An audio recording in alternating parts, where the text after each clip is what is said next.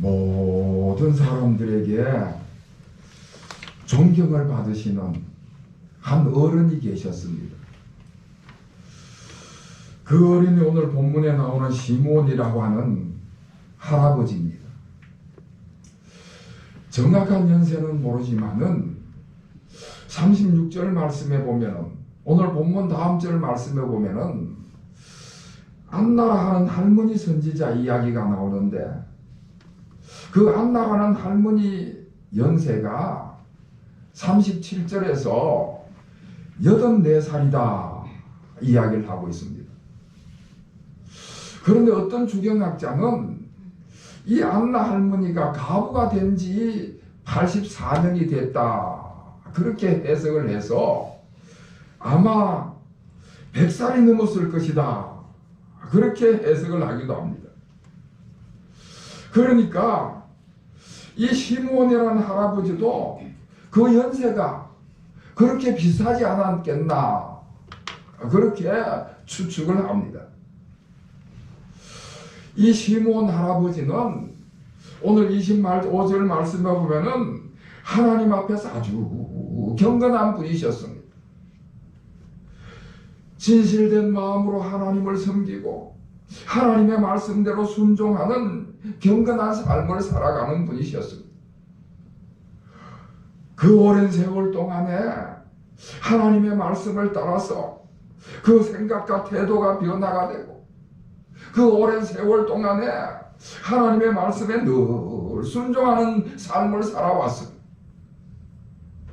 그리고 이 할아버지는 사람들하고도 의로운 관계를 맺고 삶을 살았습니다. 말을 많이 하는 분은 아니었겠지만은 입을 열어서 말씀을 하시면은 오늘 본문 말씀에 나오는 것과 같이 아주 분명하고 고상한 말씀을 하시는 거예요. 공식적인 직책은 없었지만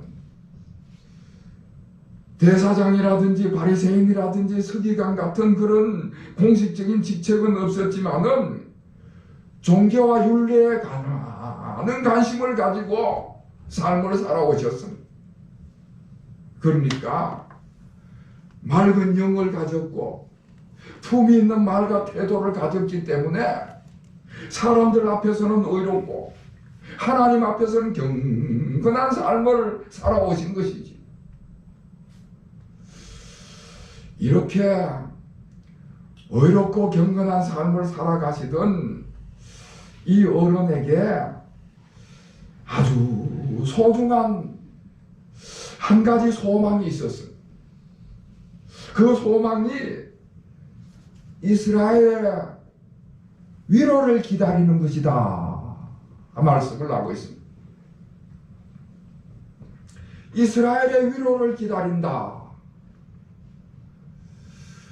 여러분, 이 시므온 할아버지가 살았던 그 시대는요, 이스라엘이 아주 절망적인 상황 가운데 놓여 있었습니다. 로마 군대가 이스라엘을 침략을 해서 로마의 정복 아래서 로마의 총독이 이스라엘을 다스리는 얼마나 횡포가 심하고, 그래서 이스라엘 백성들이 신음하며 삶을 살았다. 다시 말해서 로마 사람들의 지배를 받고 있으니까 그 나라가 정치적으로 절망적인 상태에 놓여 있었다 하는 것입니다. 우리는 하나님께서 택한 백성이다. 우리는 하나님의 선민이다. 그런 자부심을 가지고 있는 이스라엘 사람들이었는데 로마 사람들의 지배를 받고 그들의 다스림을 받으니까 그 자존심과 그 자부심이 형편없이 땅에 짓밟혀버리고 말았습니다. 그리고 로마 사람들의 앞제비 노릇을 하는 세리들이 얼마나 가혹하게 세금을 착취해 가는지 농사를 짓는 사람들이나 장사를 하는 사람들이나 물건을 만드는 사람들, 이 경제 주체들이요, 그 착취 때문에 의욕을 잃어버리고 일할 의욕을 잃어버리고 말았습니다. 그렇게 되니까 극빈자들이 도처에 널려 있고 하루 세 끼 밥을 먹기가 힘들어지고 백성들이 도탄에 빠졌습니다. 그러니까 경제적으로도 절망 가운데 빠져 있었다 하는 것이죠. 정치적으로, 경제적으로 절망적인 상태에 놓여 있는데 거기서 끝나는 것이 아니라 종교적으로도 절망적인 가운데 놓여 있었습니다. 성전에 있는 종교 지도자들, 제사장이나 바리새인이나 이런 사람들이 종교적인 특권이나 이권에만 눈이 어두워 가지고 거기에만 관심을 기울이고 있으니까 영적으로 진실되지를 못했습니다. 정치적으로, 경제적으로, 종교적으로 모두가 다 절망적인 상태에 이스라엘 백성들이 빠져 삶을 살아가고 있었습니다.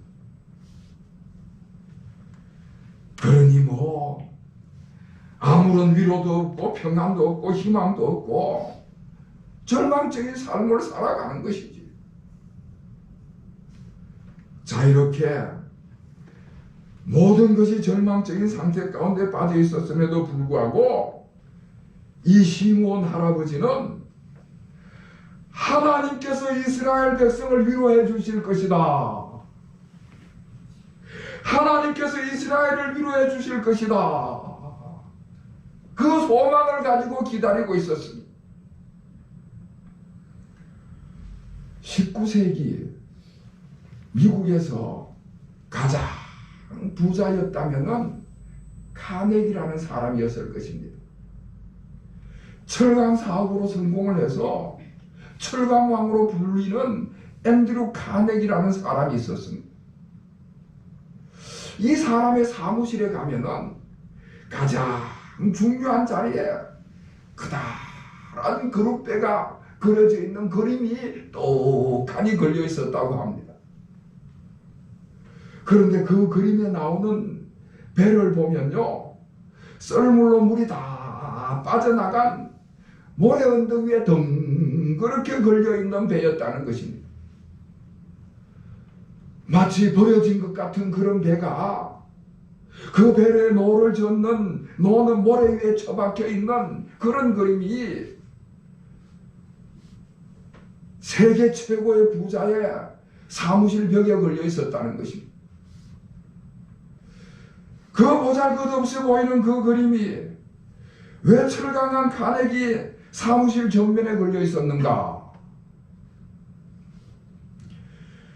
그 그림 밑에 적혀 있는 글귀가 아주 감동적인 글귀였습니다. 반드시 밀물 때가 찾아온다. 지금은 썰물이 돼서 물이 다 빠져나가 이 배가 이렇게 모래 언덕에 걸쳐 있지만은 반드시 밀물 때가 와서 이 배를 물 위에 띄울 때가 있을 것이다. 그리할 때 이 낡은 배도 쓸모있게 쓰여질 때가 올 것이다. 그런 글귀가 쓰여져 있다는 것입니다. 여러분, 썰물 때가 있는가 하면 반드시 밀물 때가 있지 않겠습니까? 때를 기다리는 이 낡은 배 한 척, 그 거루의 모습을 사무실에 늘 걸어놓은 카네기가 그런 생각을 했다는 것이죠. 아무리 어려움이 닥치더라도 낭망하지 않으면 소망을 이루게 된다. 아멘. 시므온 할아버지는 그 절망적인 상황 속에서도 낭망하지 않고 하나님께서 이스라엘을 위로할 날을 그렇게 기다리고 있었습니다. 기도하면서 인내하면서 하나님께서 우리 백성을 위로하실 것이다. 그날을 기다리고 있었어. 자, 그렇게 기다리던 중에 시몬 할아버지에게 성령이 임하셨습니다. 성령께서 약속의 말씀을 들려주시는 거예요. 여러분 26절 말씀, 26절을 우리 다 같이 읽겠습니다. 시작.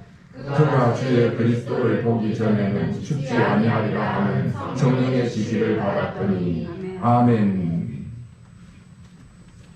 나이가 많은 할아버지인데, 세상 떠날 날이 얼마 남지 않았는데, 그런 때에도 메시아가 오시는 것을 내가 죽기 전에 보게 될 것이다. 메시아가 오실 날이 얼마 남지 않았다. 성령께서 그 마음 가운데에 그런 확신을 주시는 것입니다. 그래서 나라는 낭해버렸고 백성은 도탄에 빠져있는 그런 절망적인 상황 가운데 있었지만은 이 시몬 할아버지는 희망을 바라봤습니다.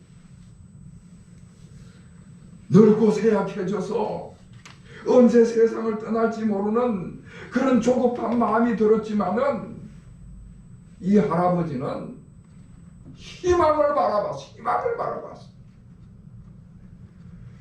성령께서 말씀을 주실 때에 그 말씀을 믿고 그 말씀의 확신을 가지고 기도하며 기다리는 것이지. 여러분, 오늘 우리가 부른 찬송가 94장을 한번 열어보시길 바랍니다. 찬송가 94장을 열어보시면요, 왼쪽 위에 있는 이름은 작사자 이름이고 오른쪽 상단에 있는 이름은 작곡자 이름입니다. 작사자 이름은 밀러고 작곡자 이름은 쉐어인데 이 두 사람은 모자지간입니다. 그러니까 어머니가 작사를 한 것을 아들이 작곡을 해서 만든 찬송가입니다. 우리도 잘 부르는 찬송이지만은 세계적으로도 아주 유명한 찬송가가 바로 이 찬송가입니다. 작곡자인, 그러니까 그 아들 세어가 젊은 시절에 보험회사에 취직을 했습니다. 돈을 많이 벌어보겠다는 큰 꿈을 안고 보험회사에 들어가게 됐습니다. 그런데 들어가서 얼마 되지 않아서 미국의 경제대공황이 불어닥칩니다. 큰 불안이 닥쳐오는 것입니다. 그러니 그 어려운 시기에 누가 보험을 들으려고 하겠습니까? 결국 자의반으로 그 보험회사를 퇴직을 하게 되는 거예요. 그런데 이 청년 세어가 음악에 굉장한 소질을 가지고 있었습니다. 이 청년이 노래를 부르면은 그 노랫소리가 얼마나 아름답고 청아한지 몰라요.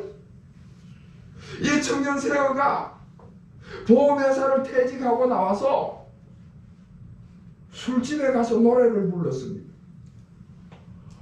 그런데 술집에 모인 사람들이 얼마나 박수를 치고 그리고 팁을 얼마나 쏟아내 놓는지. 그래서 그날부터 술집에 나가서 노래를 부르기 시작해서 많은 돈을 벌게 되는 것입니다. 그러다 보니까 신앙생활은 온데간데 없고 술에 중독이 되고 심지어 그 술집에 나오는 여성들과 아주 난잡한 생활을 하게 되는 것입니다. 돈은 많이 벌었는데 그 마음에 몰려오는 갈등과 고뇌와 번민이 이루 말할 수가 없는 것입니다. 내가 이렇게 신앙생활을 저버리고 술에 찌들어서 난잡한 생활을 해도 되는가? 그런데 그럴 때마다 그런 생각을 잊어버리려고 더 많은 술을 마시고 더 술에 취하는 그런 생각을 하는 거예요. 그러던 어느 날, 그날 또 술에 만취가 돼가지고 집으로 들어오는데 실컷 소리나 지르고 노래라도 한번 질러대면은 속이 좀 풀릴까 싶어가지고 피아노 앞에 앉았는데 그 피아노 위에 종이 한 장이 놓여 있는 것입니다. 그것이 바로 이런 내용의 글이었습니다. 주 예수보다 더 귀한 것은 없네. 이 세상 부귀와 바꿀 수 없네. 이 세상 명예와 바꿀 수 없네. 이 세상 행복과 바꿀 수 없네. 유혹과 핍박이 몰려와도 주 섬기는 내 맘 변치 못해. 세상 즐거움 다 버리고 세상 자랑 다 버렸네. 주 예수보다 더 귀한 것이 없네. 예수밖에 없네. 바로 그 어머니 밀러가 자식을 위해서 기도하면서 써놓은 글이었던 것입니다. 네가 돈 좀 번다고 해서 그렇게 살아도 되느냐? 돈 얼마 때문에 예수님을 팔고 믿음을 저버려도 되느냐? 예수 잃어버리고 돈푼이나 번다고 해서 그것이 성공인 줄 아느냐? 그런 뜻으로 그 어머니가 적어 놓은 글이었던 것입니다. 그때 이 청년 세어가 거기서 무릎을 꿇게 되는 거예요. 거기서 무릎을 꿇고 엎드려서 통곡을 하면서 자기의 죄를 회개하는 것입니다. 그리고 나서 그 가사에다가 곡을 붙이기 시작했는데 그게 오늘 저와 여러분이 온 세계 사람들이 즐겨 부르는 찬송가가 된 것입니다.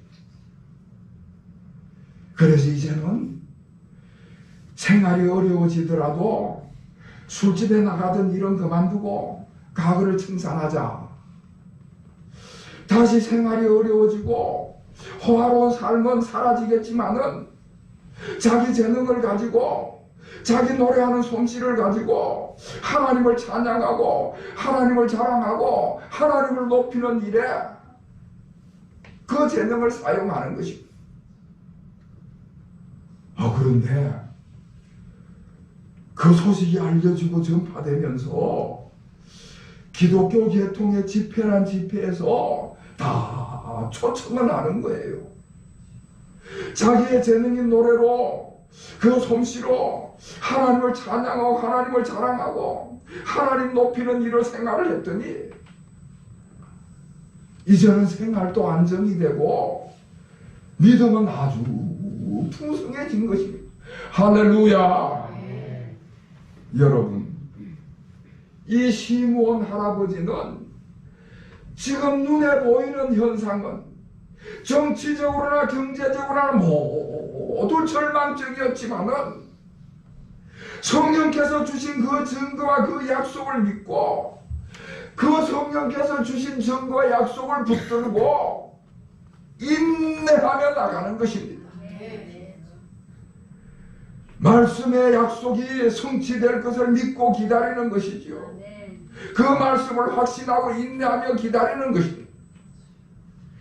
간절한 마음으로 그렇게 묵묵히 기다리던 시므온에게 어느 날 성령께서 임재하셨습니다. 너는 지금 성전으로 올라가라. 아직 성전에 올라갈 시간이 아닌데 성령께서 그 마음에 감동을 하시는 거예요. 지금 빨리 성전으로 올라가라. 그래서 그 성령의 인도하심을 따라서 거기에 순종을 했습니다. 그렇게 성전으로 올라갔더니 젊은 부부가 한 아기를 안고 오는 거예요. 그래서 그들을 만났습니다. 사랑하는 성도 여러분, 그들이 바로 아기 예수님을 안고 성전에 찾아온 요셉과 마리아였던 것입니다.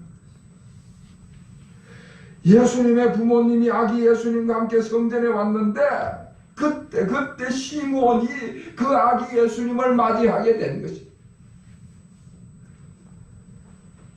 사랑하는 성도 여러분, 지금 그 예루살렘 성전에는요, 유월절을 맞이해서 수많은 사람들이 운집해 있었던 것입니다. 그 수많은 사람들이 성전에 있었는데 예수님의 부모님이 예수님을 안고 성전에 왔을 때 그 예수님을 알아보고 예수님을 만난 사람은 아무도 없었습니다. 왜냐하면은 그들은 각자 자기의 일에만 관심이 있고 자기 일에만 바쁘고 분주했기 때문일 것입니다. 성령의 감동하심에 귀를 기울이거나 성령의 인도하심을 따라가지 않았기 때문일 것입니다. 메시아가 오실 것이다. 메시아가 오실 것이라는 약속의 말씀은 알았지만은 간절한 마음을 가지고 확신을 가지고 기다리지는 않았던 것입니다. 그래서 정작 예수님께서 그들 가운데 오셨지만은 아무도 만날 수가 없었습니다. 그런데 시므온 할아버지는 오랫동안 이스라엘의 위로를 기다리고 있었습니다. 성령께서 말씀을 주실 때 그 말씀에 확신을 가지고 있었습니다. 메시아를 만날 것이라고 하는 확신을 가지고 기다렸을 때에 그 기다리던 시므온이 드디어 아기 예수님을 보자마자 첫눈에 메시아이신 걸 알아보게 된 것입니다. 할렐루야. 그리고 그 예수님을 그 품에 안는 것입니다. 예수님을 만난 것이지요. 얼마나 감격적이었겠습니까? 오랫동안 기다리고 오랫동안 사모하던 일이 지금 이루어지게 된 것입니다. 성령께서 약속하신 그 말씀이 성취가 된 것입니다. 오랜 기다림의 열매가 맺어지게 된 줄로 믿습니다. 사랑하는 성도 여러분, 예수님을 만나면 절망에서 위로를 받게 될 줄로 믿습니다. 예수님을 만나면 죽음에서 구원을 얻게 됩니다. 예수님을 만나면 불안과 두려움에서 평안을 받게 될 것입니다. 시므온이 예수님을 만남으로 29절 말씀에 보면은 평안을 얻게 되었다. 할렐루야. 그렇게 말씀을 하고 있습니다.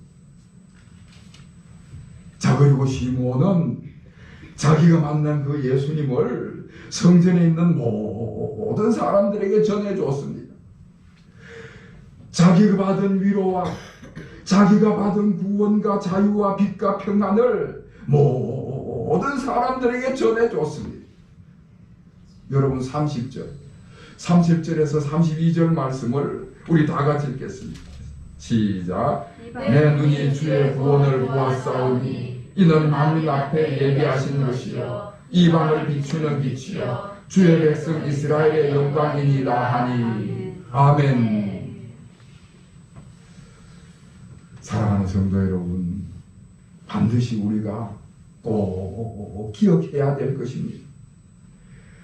아무리 절망적인 상황 속에서도 우리 주님께서 이 땅에 찾아오셨습니다.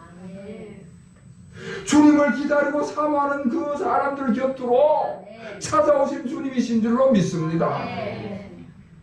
그리고 그들을 위로하시고 그들에게 평안의 복을 허락하시고 기다리던 자들에게 찾아와서 구원과 자유를 주신 주님이신 줄로 믿습니다.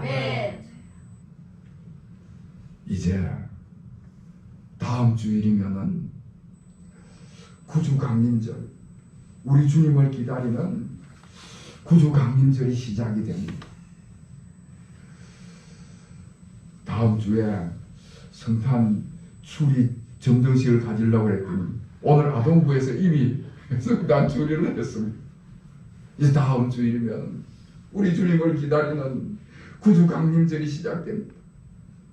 이 구주 강림절 기간에 우리도 이 시몬 할아버지가 받았던 우리 주님의 그 위로와 그 평안을 얻는 시간이 되어야 될 줄로 믿습니다. 이와 같은 은혜가 우리 모든 교우들에게 임하시기를 다시 한번 주님의 이름으로 축원합니다. 기도 올리겠습니다. 하나님 아버지, 저희들에게 주님을 기다리는 마음을 주시고 주님의 위로를 사모하게 하심을 감사드립니다.